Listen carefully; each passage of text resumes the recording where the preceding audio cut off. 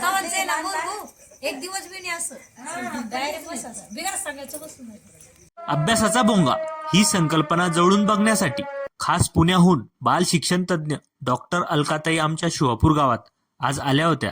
सध्याच्या काळात मोबाईलच्या अतिवापरामुळे अजिबात मुलं पालकांचं ऐकत नाही. त्यामुळे खरंच खेड्यातील मुलं भोंग्याच्या माध्यमातून अभ्यासाला बसतात का हे खास बघण्यासाठी त्या आल्या होत्या. गावातील मुलं मुली सुद्धा आता कोणत्याही क्षेत्रात कमी नाहीये. त्यामुळे तुम्ही जो उपक्रम राबवता आहात त्यामुळे बालवयातच त्यांना चांगले संस्कार व वळण लागेल. अभ्यासाचा भोंगा ही एक प्रकारे शिक्षण क्षेत्रात क्रांती आहे असं त्यांचं मत होतं. एवढ्या थंडीत सुद्धा सागरदादांसोबत प्रवास करून त्या आमच्या छोट्याशा गावाला भेट दिल्यामुळे आम्हा सर्वांना आनंद झाला. आपलं कोणीतरी एवढ्या लांबून येऊन असं कौतुक करतं याचा आनंद अभिमान आम्हा सर्वांना आहे.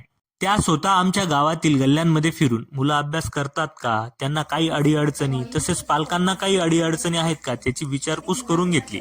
त्यांनाही पहिले विश्वास बसत नव्हता की गावातील मुलं खरंच अभ्यासाला बसतात का. त्यांनी प्रत्यक्षात बघितल्यानंतर एक प्रकारे त्यांना आश्चर्यच वाटलं.